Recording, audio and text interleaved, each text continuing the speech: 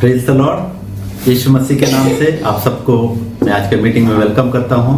यीशु मसीह ही सच्चा परमेश्वर अनंतकालिक जीवन है। हम लोगों ने ध्यान किया है। गया एपिसोड में एक भाग हम लोग सीखे थे, जो सीक्रेट रैप्चर जो है वो एक झूठी शिक्षा है। 18th सेंचुरी में स्टार्ट हो गया था बोल के गया जो मैसेज भाग में हम लोगों ने ध्यान किया है। ऐसे ही और एक झूठी शिक्षा भी दुनिया में काम कर रही है, जो मसीह लोगों के बीच में मतलब वो कलीसिया में काम कर रही है। वो है दो गवाह, 2 विटनेसेस। उसके बारे में आज थोड़ा हम लोग वचन भाग से ध्यान करेंगे। लगभग सभी संप्रदाय कलीसिया यह मानते हैं कि प्रकाशित वाक्य जो 11th चैप्टर 11वें चैप्टर में उल्लेखित 2 गवाह मूसा और एलिया बोलते हैं।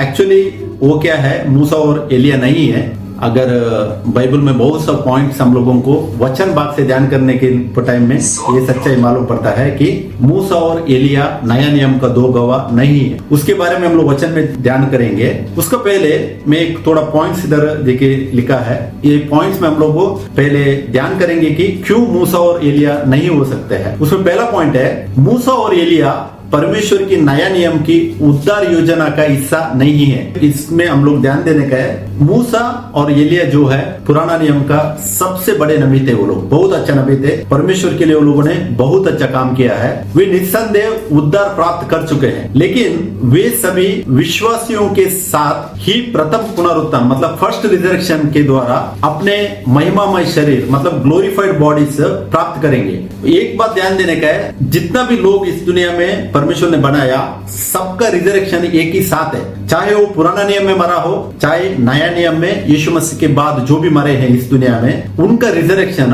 हम लोगों ने लास्ट हफ्ते में ध्यान किया। प्रकाशित 20 का 6वां वचन में देखा था कि हम लोगों फर्स्ट रिजरेक्शन बोला हुआ है बाइबल में। वही रिजरेक्शन में मूसा, एलिया और जितने भी नबी थे, अब्राहम होने दो, इवन आदम अगर उठेगा तो आदम भी होने दो, वो लोग सब लोग कभी उठेंगे यीशु मसीह में, जब यीशु मसीह का दूसरा आगमन में उठेंगे। इब्रानियों 11 का 39-40 वचन पढ़ेगा तो हमको उधर मालूम पड़ता है कि उधर वचन ऐसे लिखा है। 40th वचन कहता है कि वो लोग अपने से पहले नहीं होंगे बोल के वचन उल्लेखित है। तो इसके लिए मूसा और एलिया भी यीशु मसीह का सेकंड कमिंग में, जब भी नेक्स्ट टाइम यीशु मसीह आएंगे फर्स्ट रिजरेक्शन में वो लोग भी जाएंगे बोल के वचन फर्स्ट दिखा रहा है। ये पहला पॉइंट है। तो मूसा और एलिया नया नियम में वो जो रेवल्यूशन 11th चैप्टर में लिखा हुआ उधर वो लोग नहीं आने वाले हैं। उसका दूसरा पॉइंट ध्यान करेंगे हम लोगों। देखिए, यीशु ने इजराइल को 70 सप्ताह मतलब 490 वर्ष का समय दिया था। इस बात को हम लोगों को दानियल उसका 9:24 से 27 तक पढ़ने के टाइम में हमको उधर मिलता है। जो स्टेफनस की शहादत मतलब वो स्टेफनस जब इस दुनिया में मारा जाता है बदन में, वो जब भी होता है वो 1834 में हो गया था। उधर तक वो फुलफिल्ड है, मतलब इजराइल को जो दिया हुआ 70 सप्ताह उधर फुलफिल होता है।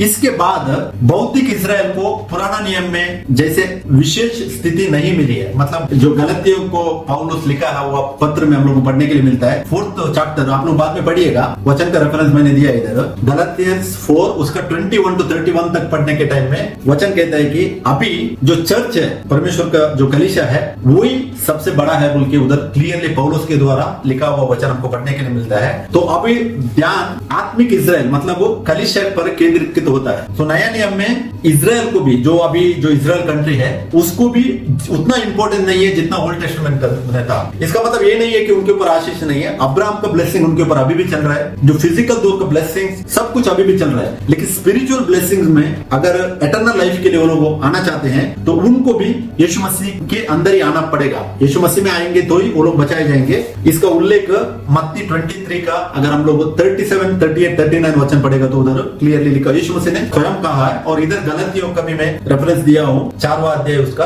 21 to 31 आप लोग पढ़िएगा, आपको मालूम पड़ेगा। और इसमें तीसरा पॉइंट है, यीशु ने स्वयं कहा कि व्यवस्था मतलब लॉ और भविष्यद्वक्ता मतलब प्रॉफिट्स केवल यूहन्ना बपतिस्मा देने वाला तक थे। लूका 16:16 में ये वचन को हम लोग पढ़ने के लिए मिलता है। यीशु मसीह कहते हैं कि उधर व्यवस्था और भविष्यद्वक्ता मतलब प्रॉफिट्स, पुराने नियम के जो प्रॉफिट्स थे वो लोग किधर तक, यूहन्ना बपतिस्मा तक के थे, उसके बाद नहीं है बोल के यीशु मसीह ने क्लियर किया हुआ है, बताया हुआ है। और हम लोगों ने ध्यान किया था पहले का एक मैसेज में, मत्ती 12 का 41 में योना का एग्जाम्पल देकर यीशु मसीह ने कहा था कि ये दुनिया में आया हुआ सबसे बड़ा प्रॉफिट में से योना भी एक था। लेकिन योना से भी बढ़कर यीशु मसीह है बोल के कहा था, वो बात को हम लोग ध्यान कर चुके हैं। तो इसका अर्थ है कि मूसा और एलिया जो व्यवस्था और भविष्यवक्ताओं का प्रतिनिधित्व करते हैं, उनका कार्य मसीह के आगमन के साथ समाप्त हो गया। मतलब यीशु मसीह जब इस दुनिया में प्रकट हो गए तब तक लगी था, उसके बाद पुराना नियम का जो नबी लोग हैं वो नए नियम में नहीं आएंगे बोल के इस पॉइंट्स में भी हमको मालूम पड़ता है। और फोर्थ पॉइंट रूपांतर मतलब ट्रांसफिगरेशन। अगर हम लोग पढ़ेंगे तो मत्ती 17 उसका 17 का 1 से 5 तक वचन हमको पढ़ने के लिए मिलता है। जब यीशु मसीह का रूपांतर मतलब वो एक विजन परमेश्वर इसको दिखाते हैं। कौन था उधर? यीशु जब मूसा और एलिया के साथ प्रकट हुए, लेकिन परमेश्वर की आवाज ने गवाही देता है उधर की, इसकी सुनो, जो केवल यीशु की और इशारा करता है। इसको मत्ती 17 का 1 से 5 तक हम लोग पढ़ सकते हैं। ये इससे स्पष्ट होता है कि यीशु अंतिम और परम अधिकार है और वह पुराने नियम के पात्रों से श्रेष्ठ है। जब यूहन्ना, साइमन पेत्रस और याकूब, यूहन्ना का भाई, ये तीनों को लेकर पहाड़ पर यीशु मसीह जाते हैं और उधर क्लियरली लिखा है, वो एक एक्चुअली क्या है कि विजन दिखाया था। विजन मतलब एक दृष्टि बोलते हैं हिंदी में। विजन में उनको प्रकट होता है, यीशु मसीह का रूपांतर होता है। और वो टाइम पे पेत्रस क्या करता है, उधर सोचता है कि तीनों को इक्वल स्थान देगा बोल के, उधर वचन है, आप लोग पढ़ सकते हैं मत्ती 17 के 1 से 5। वो टाइम पे आवाज आता है कि उनको नहीं सुनने का। अभी नया नियम में वचन स्पष्ट कह रहा है कि यीशु मसीह को सुनने के लिए उधर टेस्टिफाई होता है वचन, और वो क्या इसकी सुनो बोल के एक वॉइस आता हुआ हम लोगों ने पढ़ा है। अगर नहीं पढ़ा है तो आप लोग पढ़ सकते हैं उधर। ये फोर्थ पॉइंट हो गया। और पांचवा पॉइंट, नया नियम में किसी व्यक्तिगत व्यक्ति को पुराने नियम की तरह भविष्यद्वक्ता नहीं कहा जाता है। अगर प्रकाशित वाक्य उसका 11वां चैप्टर 10वां वचन में 2 गवाहों को 2 भविष्यद्वक्ता कहा गया है, लेकिन बाइबल के सही व्याकरण के अनुसार ये भविष्यद्वक्ता 2 व्यक्तिगत व्यक्तियों को नहीं दर्शाते हैं। जैसे पुराना नियम में एक इंसान को नबी बोल के परमेश्वर चुन रहा था, ऐसा नया नियम में नबी बोलकर एक इंसान को परमेश्वर नया नियम में नहीं चुनता है। क्योंकि हम लोगों ने जो 3 प्रकार के कार्यालय उस मैसेज में भी ध्यान किया है। नया नियम में यीशु स्वयं महायाजक होकर प्रकट हुआ है, नबी होकर भी प्रकट हुआ है, और उसके बाद वो स्वयं क्या राजा होकर भी प्रकट हुआ है। तो इसके लिए नया नियम में एक इंसान बड़ा बोल के नहीं है जैसा ओल्ड टेस्टामेंट में था। क्यों? रीजन ये है कि हर एक के अंदर अभी पवित्र आत्मा वास करता है और हर एक इंसान परमेश्वर के लिए सेम है, कोई भी बड़ा छोटा नहीं होता है। तो इसके लिए नया नियम में ये परमेश्वर का काम है, ये अप्लाई होता है सबका जिंदगी में। और इसमें छठा पॉइंट, प्रकाशित वाक्य अगर आप लोग 11वां चैप्टर 3रा वचन पढ़ेगा तो उधर कहा गया है कि 2 गवाह 1260 दिनों तक भविष्यवाणी करेंगे और टाट मतलब सैकलोथ पहने रहेंगे बोल के वचन लिखा है। 1260 दिनों तक भविष्यवाणी करेंगे बोल के इधर लिखा है। इसमें मैंने 3 पॉइंट नोट किया इधर। पहला पॉइंट देखिए, बाइबल की भविष्यवाणी के दिन साल सिद्धांत मतलब डे ईयर प्रिंसिपल को अगर आप लोगों ने देखेगा तो 1260 दिन 1260 वर्ष का प्रतीक है। इसका मीनिंग क्या है कि अगर आप लोग गिनती 14 का 34 वचन पढ़ेंगे तो जब मूसा 40 लाख वो जंगल में वो लोग भटक रहे थे, परमेश्वर बोलते हैं उधर मूसा को साल का 1 दिन के हिसाब से 40 दिन गिनने के लिए बोलते हैं उधर। और वही आप लोग हेजकेला 4 का 6वां वचन पढ़ेगा तो उधर भी जब भी वो लोगों का जो पाप बढ़ रहा था उधर यहूदा का, वो टाइम पे परमेश्वर उनको भी बोलता है कि उधर 1 साल को 1 दिन के हिसाब से गिनने के लिए बोलते हैं। दानियल का जो 70 सप्ताहों का अगर हम लोग वो जो टाइम लेंगे तो उधर भी 70 सप्ताह मतलब वो 490 डेज है, उसको 1 साल के हिसाब से अगर काउंट करेगा तो 490 ईयर्स होता है। तो क्या गिना गया परमेश्वर को? अगर प्रोफेटिक ईयर अगर 1 साल है तो उसको 1 दिन के हिसाब से गिनने का बोला है, नहीं तो अगर वो प्रोफेटिक 1 दिन है तो 1 साल है तो 1 दिन के जैसा काउंटिंग करने के लिए बोला है। और इधर भी जो प्रकाशित 11 का 3रा वचन हम लोग पढ़ेंगे तो डे ईयर प्रिंसिपल अप्लाई होता है। और वो डे ईयर प्रिंसिपल में 1260 दिन बोलेगा तो 1260 वर्ष का प्रतीक है। यीशु मसीह दुनिया में आकर हम सब जानते हैं कितना साल हो गया, अभी तकरीबन 2000 साल होने के लिए आया। तो ये 1260 जो वर्ष है, कोई भी इंसान प्रोफेटिकली परमेश्वर का गवाह नहीं बन सकता, क्योंकि मैक्सिमम इंसान का एज लिमिट क्या है? अभी 70 to 80 ईयर्स परमेश्वर ने किया है। लेकिन अगर हम लोग हिस्ट्री पढ़ेंगे तो स्टार्टिंग के टाइम में आदम के टाइम में पढ़ेंगे तो आदम शायद तकरीबन मेरे को लगता है 930 ईयर्स कुछ आदम इस दुनिया में जिया हुआ है। उसके बाद सबसे ज्यादा जिया हुआ इंसान कौन है? मेतुशला बोल के हमको मालूम पड़ता है 969 ईयर्स ऐसे कुछ वो जिया हुआ हिस्ट्री हमको पढ़ने के लिए मिलता है। तो इसके लिए इसमें सेकंड पॉइंट देखिए, अब तक कोई भी मनुष्य 1000 वर्ष तक जीवित नहीं रहा है, इसलिए यह अवधि मूसा और एलिया पर लागू नहीं हो सकती, क्योंकि परमेश्वर का इच्छा के अनुसार कोई भी इंसान 1000 साल तक नहीं जिया है। और अभी का टाइम में अगर मूसा और एलिया भी उतना तक नहीं जी सकते हैं, क्योंकि परमेश्वर ने स्वयं अगर आप लोग साइंस 90 पढ़ेगा तो उधर किया है 70 साल दिया हुआ है। अभी इंसान का जो अवधि किया हुआ है इस दुनिया में पत्नी रूप में 70 ईयर्स, नहीं तो अगर वो थोड़ा बढ़ेगा तो 80 ईयर्स बोल के कहा हुआ है। 70 और 80 ईयर्स बोल के स्पष्ट मालूम पड़ता है। तो इसमें तीसरा पॉइंट देखिए, कई संप्रदाय कलीसिया ने इसको 1260 दिनों को क्या किया, गलत गणन करके उसको क्या किया हुआ है, 3.5 वर्ष माना है, जो कि बाइबल के अन्य भागों में कहीं लागू नहीं होता। इसका मतलब क्या है कि बहुत अभी डिनोमिनेशन चर्च क्या बोलते हैं, उनको मूसा और एलिया को कनेक्ट करने का था, इसके लिए वो लोगों ने रिवर्स कैलकुलेशन किया हुआ है। 1260 डेज जो मेंशन किया है उसको 3.5 साल गिना गया है और बोला है कि वो लोग 3.5 साल कष्ट काल में प्रीच करेंगे। वो किधर लिखा है, वो लोगों ने वचन उसके लिए लिया है दानियल 9:27 का, जो एक हफ्ता उधर दिया है उसमें से आधा साल इसको कनेक्ट किया है। वो लोग गलत है, क्योंकि परमेश्वर का वचन के हिसाब से हिस्ट्री में किधर भी देखेगा तो कभी भी रिवर्स कैलकुलेशन ऐसा किया हुआ हमको नहीं पढ़ने के लिए मिलता है, तो वो सिद्धांत गलत है बोल के स्पष्ट मालूम पड़ता है। इसमें 7th पॉइंट बाइबल बताती है कि सभी गवाह प्रथम पुनरुत्थान मतलब फर्स्ट रिजरेक्शन में भाग लेंगे, लेकिन गुप्त उठा लिया जाना मतलब सीक्रेट रैप्चर का सिद्धांत गलत रूप से सिखाता है कि ये गवाह कलीसिया के उठा लिया जाने के बाद प्रकट होंगे। जो लोग भी सीक्रेट रैप्चर प्रीच करते हैं वो लोग बोलते हैं कि कलीसिया का उठा लिया जाने के बाद वो गवाह आएंगे बोल के उनका डॉक्ट्रिन है। उसमें भी हम लोग 1-2 पॉइंट ध्यान करेंगे। उसमें फर्स्ट पॉइंट है कि पहला, बाइबल कहीं भी गुप्त उठा लिया जाना मतलब सीक्रेट रैप्चर की बात नहीं करती है। हम लोग लास्ट में ध्यान किया है, सब जो है वचन हमको क्लियरली दिखाते हैं कि यीशु मसीह का आगमन एकदम धूमधाम रहेगा, ललकार के साथ यीशु मसीह प्रकट होंगे बोल के वचन हमको स्पष्ट दिखाता है। तो first of all secret rapture जो लोग प्रीच करते हैं वो गलत सिद्धांत है, वो वचन आधारित नहीं है। उसमें फर्स्ट पॉइंट। सेकंड पॉइंट है कि दूसरा भाग अगर हम लोग देखेंगे तो प्रकाशित वाक्य स्पष्ट रूप से कहता है कि जो लोग प्रथम पुनरुत्थान में भाग लेते हैं वे धन्य और पवित्र हैं। यदि ये 2 गवाह मतलब कथित गुप्त रूप के बाद मतलब गुप्त उठा लिया जाने के बाद अगर प्रकट होते हैं तो वे प्रथम पुनरुत्थान का हिस्सा नहीं होंगे, जो बाइबल के शास्त्रों का खंडन करता है। मतलब क्या है कि अगर सोचे 2 गवाह रैप्चर होने के बाद आकर प्रीच करेंगे, सुसमाचार देंगे बोल के लोग जो लोग मानते हैं अभी, वो गलत है। क्योंकि वचन कह रहे हम लोगों ने पढ़ा था प्रकाशित वाक्य 26 वचन क्या कहता है, प्रथम पुनरुत्थान में जो जाते हैं वो लोग धन्य और पवित्र है बोल के बाइबल कह रहा है। अगर प्रथम पुनरुत्थान में जाना हुआ लोग धन्य और पवित्र है और 2 गवाह बाद में आकर अगर प्रीच करेंगे, उसके बाद बाइबल के हिसाब से कौन सा भी रिजरेक्शन नहीं है। क्योंकि बाइबल में एक ही रिजरेक्शन के बारे में बात किया है, वो फर्स्ट रिजरेक्शन है। उसके बाद कोई भी रिजरेक्शन नहीं होने वाला है। और वो फर्स्ट रिजरेक्शन बाइबल क्या सिखाया हमको, अंतिम दिन में होएगा। हम लोगों ने यूहन्ना 6 का 44, यूहन्ना 6 का 54 और यूहन्ना 11:25 में भी स्पष्ट रीति से यीशु ने यूहन्ना 6 का 54 में यीशु मसीह ने स्वयं कहा है, जो मेरा मांस खाता और जो मेरा लहू पीता है उसको मैं अंतिम दिन में जिलाऊंगा बोला है। अंतिम दिन मतलब अंतिम समय नहीं बोला है। अंतिम समय तो चलो ले सकते थे लोग, उधर क्लियरली यीशु मसीह ने बताया कि अंतिम दिन में मैं उनको जिलाएगा बोला है। अंतिम दिन मतलब उसके बाद नहीं है, and day, last day. Actually अंतिम समय अभी नहीं है,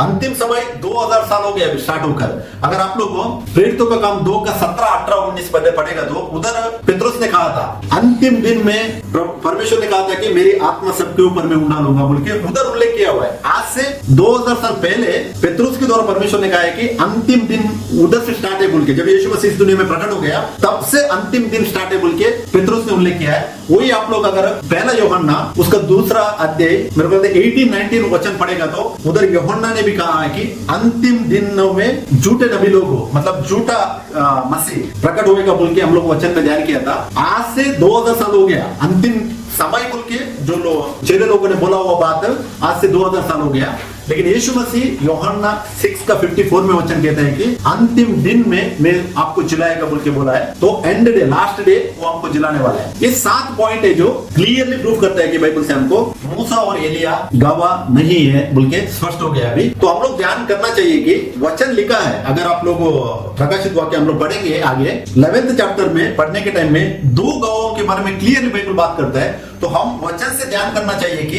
ये किसके बारे में बात करता है बोल के हम ध्यान करना चाहिए। तो अब आइए जाने की बाइबल के अनुसार प्रकाशित वाक्य 11 में उल्लेखित 2 गवाह वास्तव में कौन है बोल के हम लोग ध्यान करेंगे। हम लोग अभी वचन भाग को पढ़ेंगे। प्रकाशित वाक्य उसका 11 1 से 12 तक पढ़ेंगे। और मुझे लगी के समान एक सरकंडा दिया गया और किसी ने कहा उठ परमेश्वर के मंदिर और वेदी और उसमें भजन करने वालों को नाप ले और मंदिर के बाहर का आंगन छोड़ दे। उस मत ना, क्योंकि वह अन्य जातियों को दिया गया है और पवित्र नगर को 42 महीनों तक रौदेगी। और मैं अपने 2 गवाहों को यह अधिकार दूंगा कि टाट ओढ़े हुए 1260 दिन तक भविष्यवाणी करे। ये वही है जैतून के 2 पेड़ और 2 दीवट है जो पृथ्वी के प्रभु के सामने खड़े रहते हैं।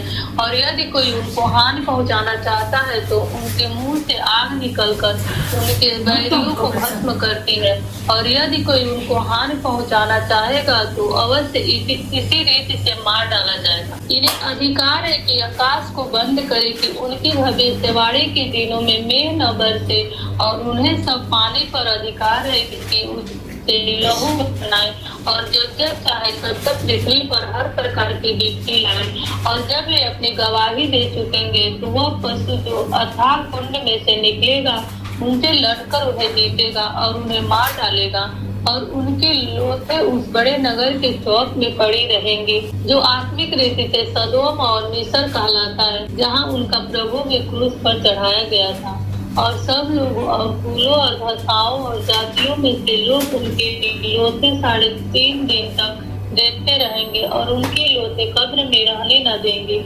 और पृथ्वी के रहने वाले के मरने से आनंदित और मगन होंगे और एक दूसरे के पास भेंट भेजेंगे, क्योंकि इन दोनों भविष्यताओं ने पृथ्वी के रहने वालों को सताया था। और 3.5 दिन के बाद परमेश्वर की ओर से जीवन की आत्मा उनमें बैठ गई और वे अपने पांवों के बल खड़े हो गए।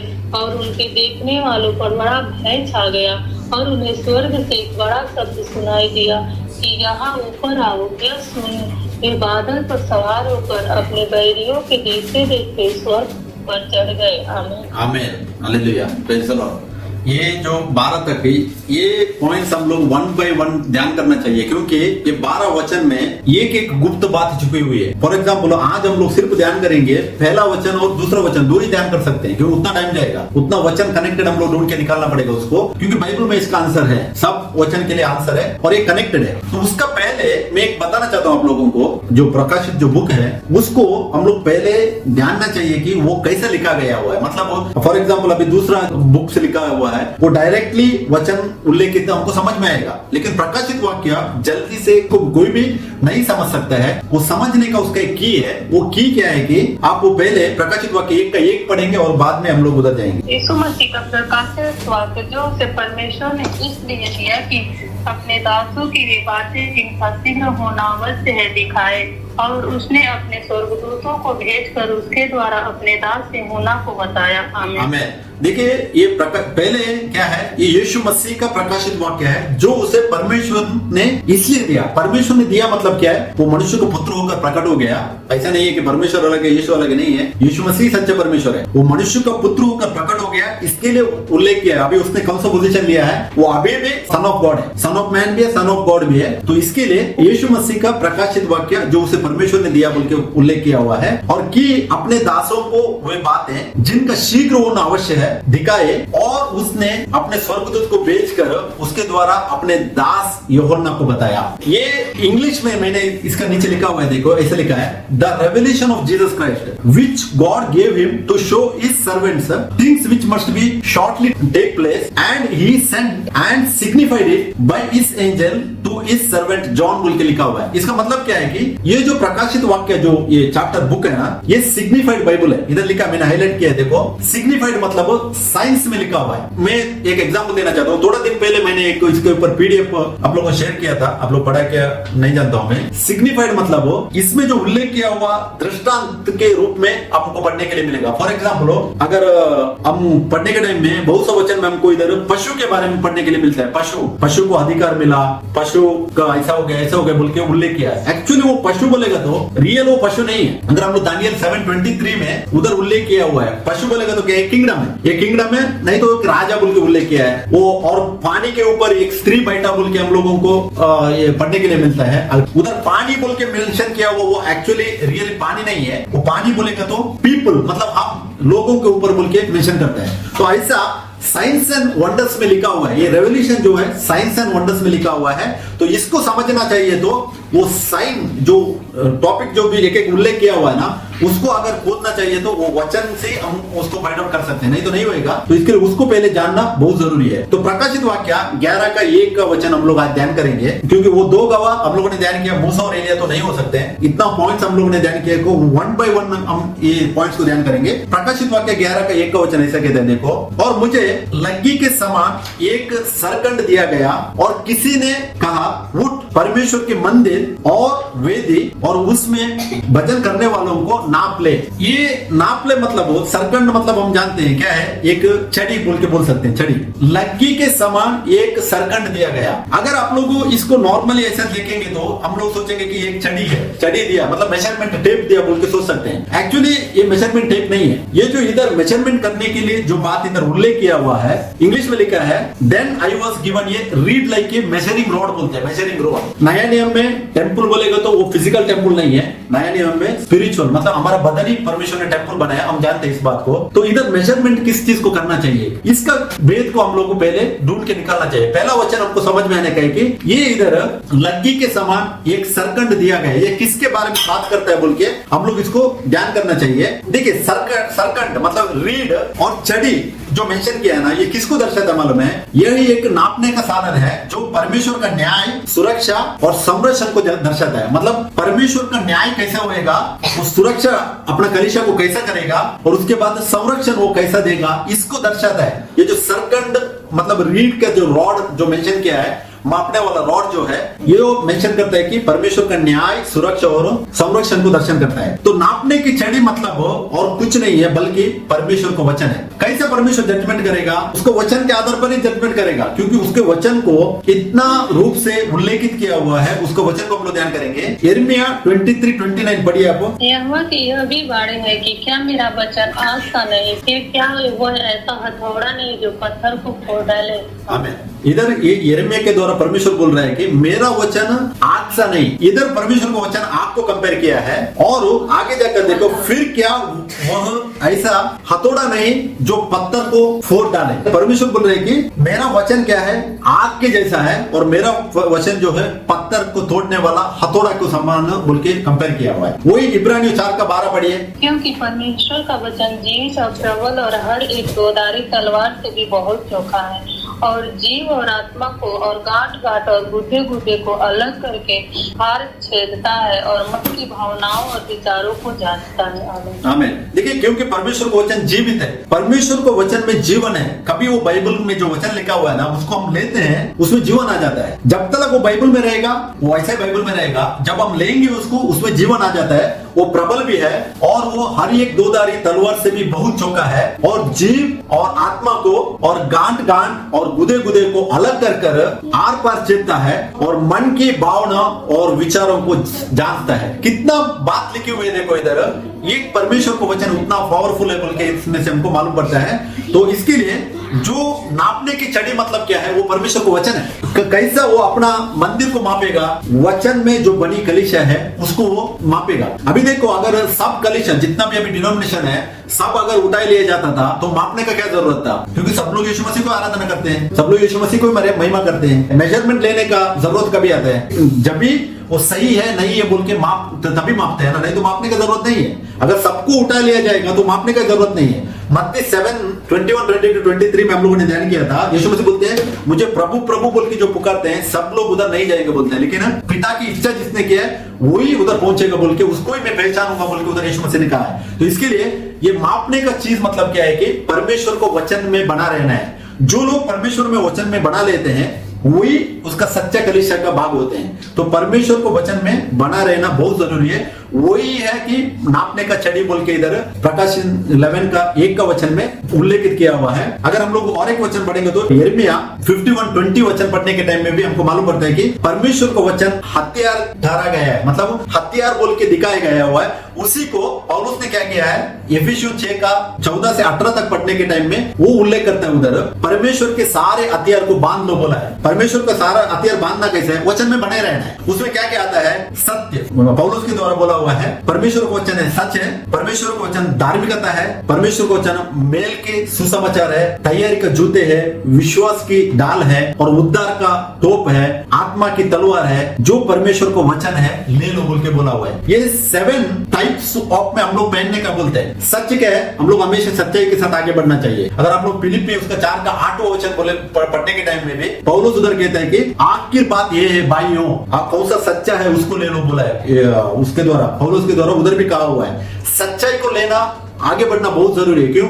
परमेश्वर सच्चाई को ही पसंद करता है। परमेश्वर सच्चा है, इसके लिए सच को हमेशा पसंद करता है और उसने सच्चाई को इस दुनिया में स्थापित किया है। ये दुनिया क्या था, झूठ में भरा हुआ था, लेकिन परमेश्वर ने खुद सच्चाई को ऑलरेडी स्थापित किया है। अगर हम लोग यूहन्ना 18 का 38 वचन पढ़ेगा तो पिलातुस यीशु मसीह को पूछता है सच बोलेगा तो क्या है, मतलब उनको नहीं मालूम था सच क्या है। यीशु मसीह बोलता है मैं ही सच हूँ। तो यीशु मसीह को वचन को पहनना मतलब क्या है, यीशु मसीह में बना रहना। एक ही है, यीशु मसीह हमको पहुंचा सकता है। इस बात के ऊपर हम लोग बना रहना ही है। वो जो नापने की छड़ी है, नापने का छड़ी क्या है, परमेश्वर के वचन में बना रहना। जो लोग परमेश्वर के वचन में बने रहते हैं वो लोगों को नापने की छड़ी बोलकर हम लोगों ने जो प्रकाशित वाक्य 11 का 1 में जो पढ़ा अभी वो बात है। और यूहन्ना 12 का 48 वचन पढ़िए। जो मुझे तुच्छ जानता है और मेरी बातें ग्रहण नहीं करता है उसको दोषी ठहराने वाला तो एक है, अर्थात जो वचन मैंने कहा है वही पिछले दिन में उसे दोषी ठहराएगा। आमीन आमीन। यीशु मसीह में क्या कहते हैं इधर, जो मुझे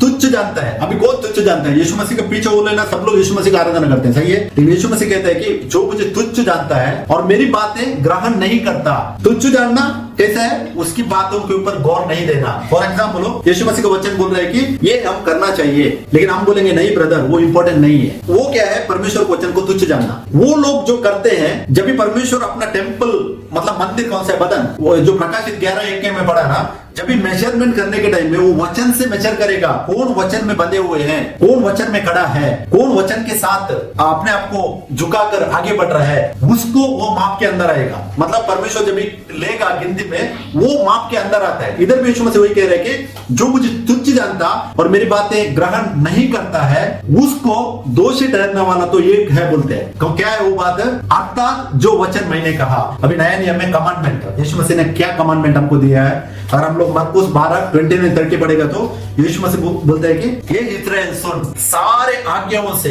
वेरी इंपॉर्टेंट आज्ञा क्या है, हमारा प्रभु परमेश्वर एक ही प्रभु है बोल के हम लोग को बिलीव करना चाहिए। अभी क्या करते हैं लोग, नहीं ब्रदर वो इंपॉर्टेंट नहीं है, हमको देखो वचन ऐसा दिखा रहा है, गॉड इज ट्रिनिटी, तीन एक रूप है बोल के जो उसके खिलाफ बात करते हैं। मतलब वो कमांडमेंट का अगेंस्ट और एक चीज ऐड कर अंदर लाते हैं चर्च के अंदर। उसको जिस दिन जो मापने वाला चीज कौन सा है, परमेश्वर का वचन है, जो हम लोगों ने यूहन्ना 12 का 48 में पढ़ा ना। इधर क्या कह रहे हैं कि अर्थात जो वचन मैंने कहा है वही पिछले दिन मतलब लास्ट डे, इंग्लिश का ट्रांसलेशन है लास्ट डे में उसे दोषी ठहराएगा।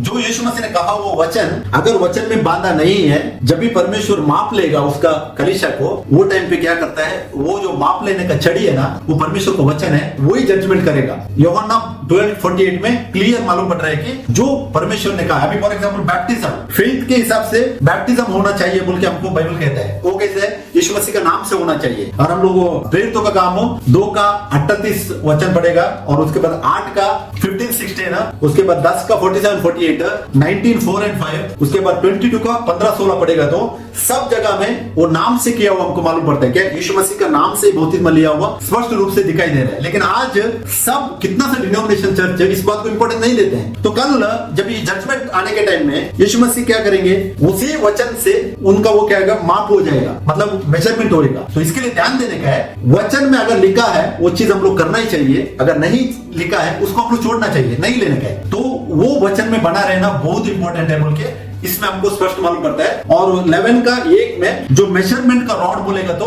परमेश्वर को वचन है बोल के हम लोगों ने बहुत सा वचन कनेक्टेड देखा अभी। तो दूसरा पॉइंट इसमें उधर लिखा है परमेश्वर के मंदिर और वेदी के बारे में बात करता है। परमेश्वर का मंदिर वेदी का काउंटिंग करने का है और बाहर का आंगन छोड़ देने का बोल के वचन लिखा हुआ हम लोगों ने पढ़ा। तो इसका मतलब ये टेम्पल मतलब मंदिर बोलेगा तो क्या है, नया नियम में मंदिर को 2 टाइप में उल्लेखित किया हुआ है। नया नियम एक बात ध्यान देने का, हम लोग ग्रीक में लिखा हुआ है, पुराना नियम जो था हिब्रू में लिखा हुआ है। ग्रीक में लिखने के टाइम में मंदिर को दो वर्ड यूज किया है। एक मंदिर को, जो हमारा बदनी मंदिर को, परमेश्वर का जो वर्ड हमको सिखाता है कि नाउस बोल के लिखा है, नाउस ग्रीक में लिखा हुआ है। नाउस बोलेगा तो हमारा ये बॉडी टेम्पल है। वही अगर मत्ती 24:1 में यीशु मसीह जब पत्थर का टेम्पल के बारे में बात करते हैं, हियर हो बोला है, मतलब HIEROU, ये ग्रीक का वर्ड है हियर हो।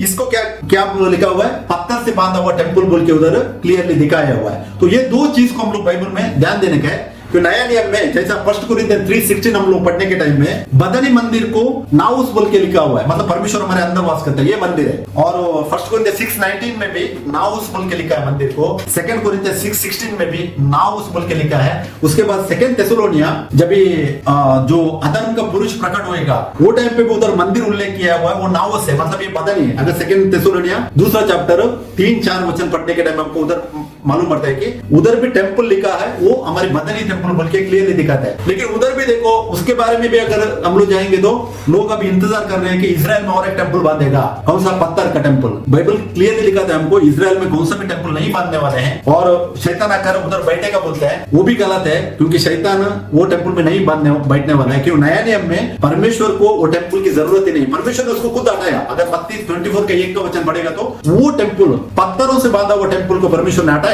और नया नियम में जितना भी आप रेवलेशंस में, प्रकाशित वाक्य में वचन पढ़ो और नया नियम में पौलुस के द्वारा जो उल्लेखित किया वो वचन पढ़ो, सब जगह में जो टेम्पल, मंदिर बोल के उल्लेख किया है वो हमारा बदन है। ये बदन के बारे में बात करते हैं, उसको नाउस कहा गया हुआ है। तो इसके लिए इस बात को हम लोग को ध्यान देना चाहिए। तो नया नियम में मंदिर मतलब टेम्पल क्या है बोल के अगर हम लोग ध्यान करेंगे तो नया नियम में मंदिर, टेम्पल ऑफ, एक केवल भौतिक स्थान नहीं है, बल्कि इसका आध्यात्मिक अर्थ भी है। अब पढ़िए वचन यूहन्ना 2:19-21 पढ़िए। यीशु ने उत्तर दिया, इस मंदिर को गिरा दो और मैं इसे 3 दिन में फिर खड़ा कर दूंगा। आमीन। बस इधर क्या लिखा है, यीशु ने उत्तर दिया, इस मंदिर को गिरा दो। कौन सा मंदिर की बात किया? जो सोलोमन के द्वारा बांधा गया था, 46 ईयर्स लगा था उसको। और आप लोग वही वचन बाइबल में पढ़ेंगे ना, यूहन्ना 2 अध्याय 19 से 21 पढ़ने के टाइम में यीशु मसीह ने उधर, ये यहूदी लोग कहते हैं यीशु मसीह को कि ये मंदिर बांधने के लिए 46 ईयर्स लगा। और यीशु मसीह बोलते हैं कि तीसरा दिन, 3 दिन में मैं खड़ा करेगा। लेकिन यीशु मसीह क्या कहता उधर, यीशु ने यहाँ अपना शरीर के मंदिर के रूप में बता रहे थे कि जो क्रूस पर मरने के बाद 3 दिनों में पुनर्जीवित हुआ था। मतलब ये अपना बॉडी टेम्पल के बारे में यीशु मसीह उधर बता रहे हैं। तो वो नाउस बोल के लिखा है। 1 कोरिन्थियन 3:16 भी पढ़िए। क्या तुम नहीं जानते कि तुम परमेश्वर का मंदिर हो और परमेश्वर का आत्मा तुम में वास करता है?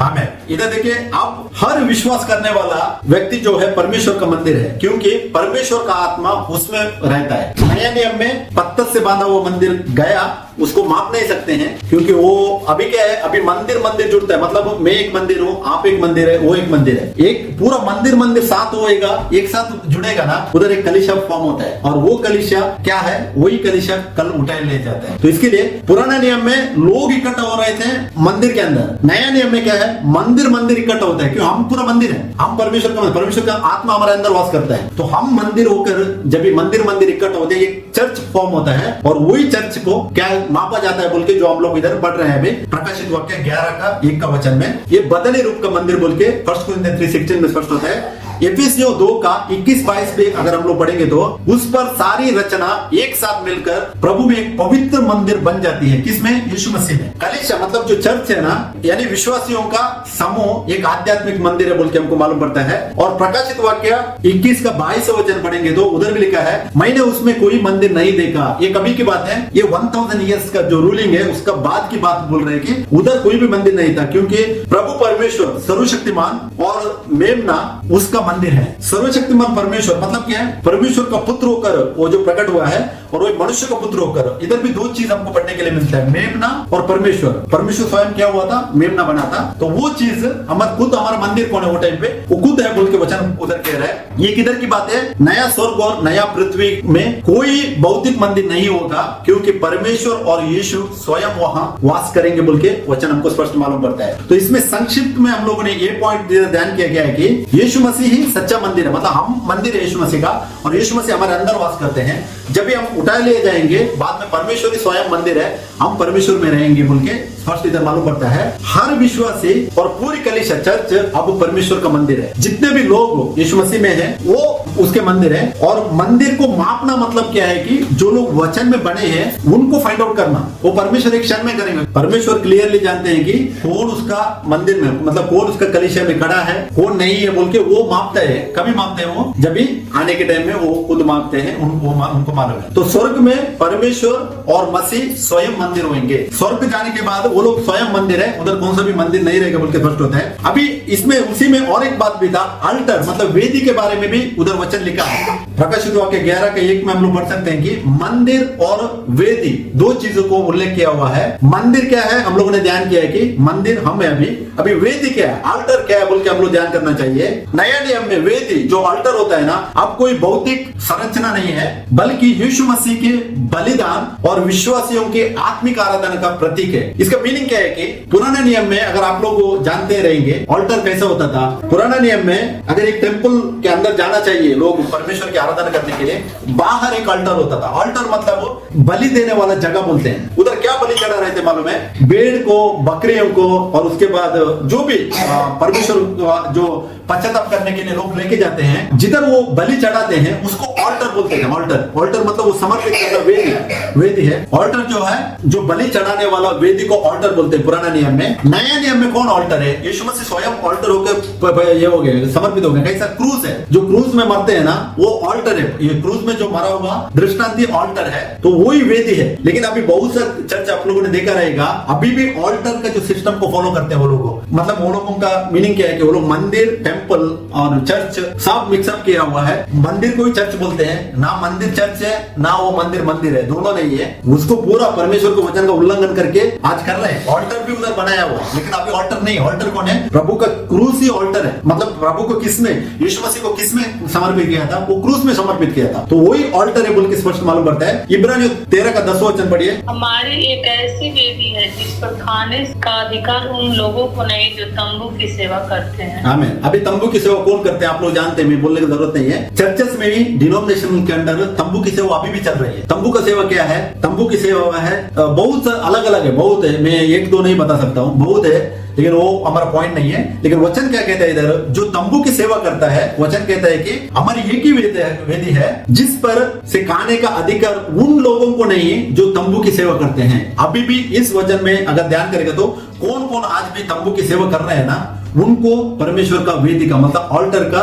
वो भाग नहीं है बोलता है जो तंबू की सेवा करते हैं। यदि वेदी यीशु मसीह का क्रूस पर दिया गया बलिदान को दर्शाता है। यीशु मसीह का क्रूस ही क्या है? वेदी है भी। और रोमियो 12:1 भी पढ़िए। इसलिए हे भाइयों, मैं तुमसे परमेश्वर की दया स्मरण दिलाकर विनती करता हूँ कि अपने शरीरों को जीवित और पवित्र और परमेश्वर को भावता हुआ बलिदान करके चढ़ाओ, यही तुम्हारी आत्मिक सेवा है। आमीन। अब विश्वासियों को अपने जीवन को एक जीवित बलिदान के रूप में क्या करना है? अर्पित करना है। मतलब अभी अल्टर कौन है? हम खुद हैं, क्यों हमारा बदन ही परमेश्वर का मंदिर है, तो हम खुद ऑल्टर है। ऑल्टर कैसा है? परमेश्वर का आत्मा हमारे अंदर वास करता है। अभी कौन सा भी हम लोगों को भेंट चढ़ाने का नहीं है। इधर वचन क्या कहता है?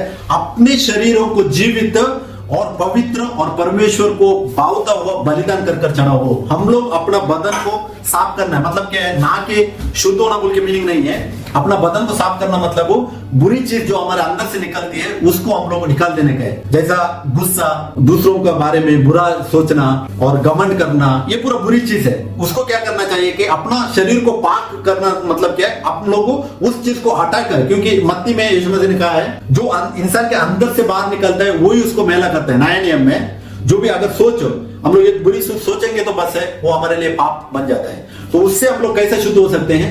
यीशु मसीह का लहू को मांगकर, यीशु मसीह से हम लोग क्या क्षमा मांगकर, अपने आप को हम लोग यीशु मसीह के वचन को अधीन कर क्षमा मांगने से हमारा बदन शुद्ध होता है। तो इसके लिए अपने शरीर को जीवित और पवित्र और परमेश्वर को भावता हुआ बलिदान कर चढ़ाएं, यही हमारी आत्मिक सेवा बोलते हैं। वही हमारा ऑल्टर है। ऑल्टर क्या है कि स्वयं यीशु मसीह का क्रूज ही ऑल्टर है। क्रूज में यीशु मसीह समर्पित हो गए। अभी हम लोग वेदी में कैसा सेवा कर सकते हैं? हमारा कन्फेशन के द्वारा, हमारे मुंह से निकलता कन्फेशन के द्वारा। वो पढ़िए इब्रानियों 13:15 पढ़िए। इसलिए हम उसके द्वारा स्तुति रूपी बलिदान अर्थात उन ओठों का फल जो उसके नाम का अंगीकार करते हैं परमेश्वर के लिए सर्वदा चढ़ाया करें। आमीन। अब स्तुति और उपासना और परमेश्वर के प्रति समर्पण आत्मिक बलिदान माने जाते हैं। मतलब क्या है, हम क्या करना चाहिए, जो ऑल्टर कैसे है कि अभी हमारा जो मुंह से जो कन्फेशन है हमारा, मतलब यीशु ही प्रभु है, यीशु मसीह हमारे लिए कुर्बान हो गया, यीशु मसीह 3 दिन में जीवित उठा, ये जो कन्फेशन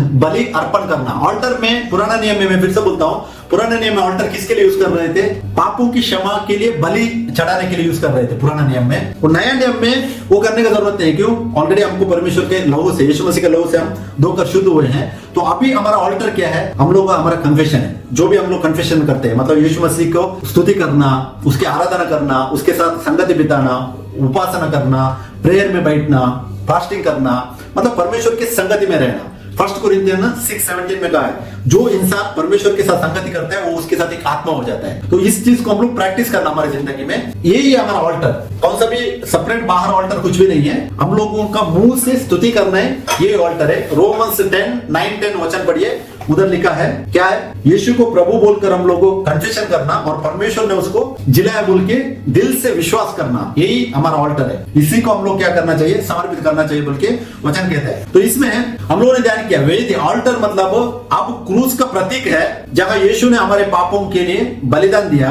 विश्वासियों का जीवन और आराधना आत्मिक बलिदान है। अभी जो नया नियम में बलिदान चढ़ाना मतलब हमको स्वयं, मतलब हमको जो भी लाभदायक है जिस इस दुनिया में, उसको पूरा छोड़कर हम लोग क्या करना चाहिए, ज्यादा कर परमेश्वर के साथ उसकी संगति में आगे बढ़ना चाहिए बोल के हमको बाइबल वर्ष से सिखाता है। तो अंतिम सारांश जो देखा इस पॉइंट में हम लोगों ने, मंदिर मतलब टेम्पल मतलब क्या है, हम परमेश्वर का मंदिर है। इस बात को हम लोग बराबर ध्यान देने का है। हम अभी नए नियम में हम परमेश्वर का टेम्पल है। वेदी क्या है, ऑल्टर क्या है, यीशु मसीह का क्रूस पर बलिदान और विश्वासियों के द्वारा आत्मिक बलिदान। इब्रानियों 13:10 और 15 वचन हम लोगों ने पढ़ा। वेदी बोलेगा तो हम लोग ही अपना मुंह का जो बलिदान समर्पित करना, वही वेदी, वही ऑल्टर है। नए नियम में दूसरा कौन सा भी ऑल्टर नहीं है। तो इसमें मुख्य समझ क्या है कि नया नियम में भौतिक मंदिर या वेदी की आवश्यकता नहीं है, क्योंकि यीशु, कलीसिया और आत्मिक बलिदान ही अब आराधना के केंद्र है।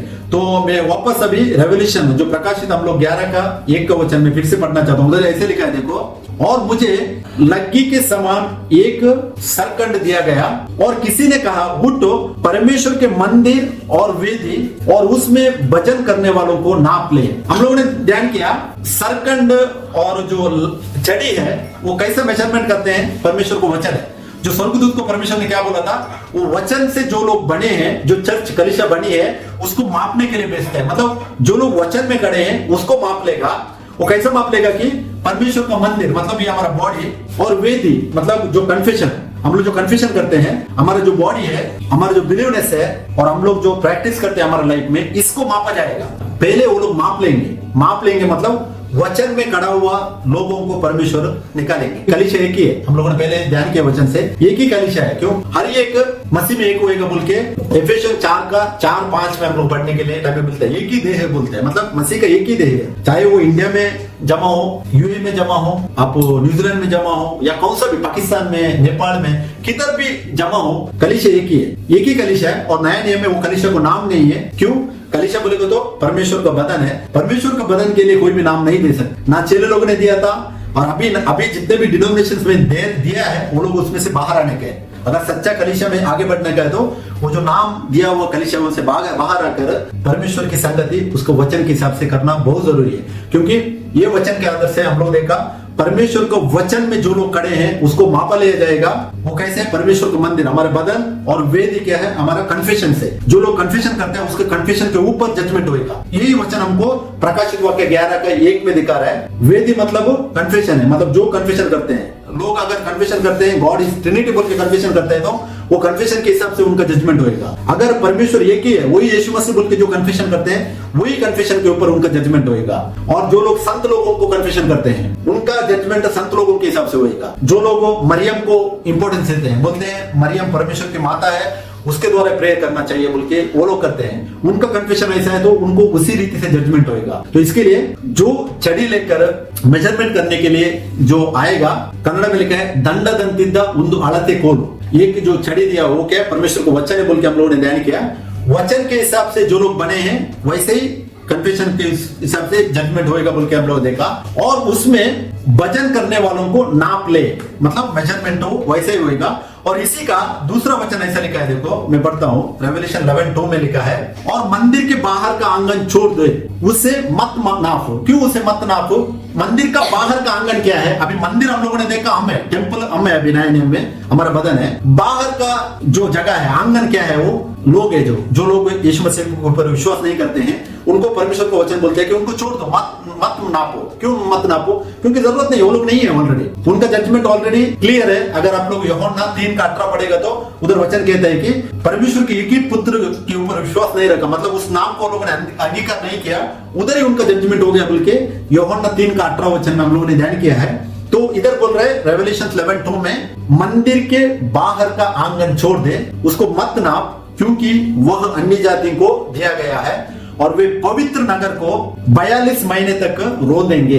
ये 42 महीना सेम 1260 डेज होता है और वही 1260 ईयर्स होता है। 1260 ईयर्स तक कौन किसने रोंदा है? जो लोग बाहर है, मतलब मंदिर के बाहर है, वो लोगों ने रोंदा हुआ है। किसको रोंदा हुआ है? जो कलीसिया के लोगों को ही, मतलब उनको तकलीफ देना, सब रीति का ये करना, इसमें किया हुआ बात हुई, वो ये करता है। तो इसके लिए हम लोग ये जो फर्स्ट भाग में, 2 गवाहों के भाग में हम लोगों ने 2 वचन ध्यान किया, एक परमेश्वर का मंदिर, वेदी और माप लेना क्या है बोल के हम लोग ये 2 ही पॉइंट को आज ध्यान किया है। इसके बाद नेक्स्ट पार्ट में हम लोग और भी वचन 3, 4, 5 ऐसा 12 वचन तक हम लोगों को वचन से कनेक्ट करके ध्यान करना है, तभी हमको मालूम पड़ेगा कि स्पष्ट रीति से वो 2 गवाह कौन है बोल के वचन से हमको मिलेगा। तो इसके लिए मैं प्रभु यीशु मसीह को धन्यवाद करता हूँ। ये एक अच्छा टाइम परमेश्वर ने दिया हमको वचन भाग से ध्यान करने के लिए और कुछ बात नया सीखने के लिए, क्योंकि मंदिर का नाप लेना कैसे है बोल के वचन से परमेश्वर ने प्रकट किया है। इसलिए मैं परमेश्वर को धन्यवाद करता हूँ। वचन से मैं आप लोगों को सबको भी एनकरेज करना चाहता हूँ इतना ही कि वचन में बने रहो, क्योंकि वचन ही सब कुछ है। अगर वचन में लिखा है वो करना ही चाहिए। हम लोग कोई भी कॉम्प्रोमाइज कोई भी नहीं कर सकते, क्योंकि इंसान कोई भी बड़ा नहीं है, परमेश्वर को वचन ही सबसे बड़ा है। Psalms 119:89 वचन कहता है कि परमेश्वर ने अपने वचन को सबसे ऊंचा स्थान दिया हुआ है। अगर आप लोग Psalms 138 सेकंड वचन में पढ़ेगा तो सेम हमको पढ़ने के लिए मिलता है।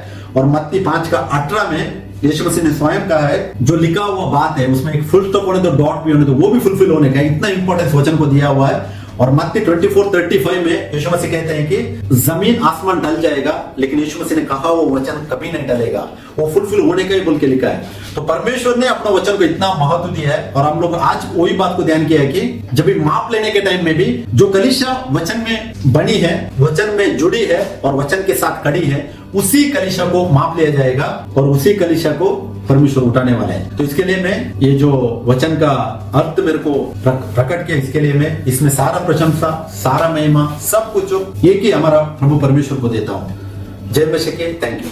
Praise the Lord.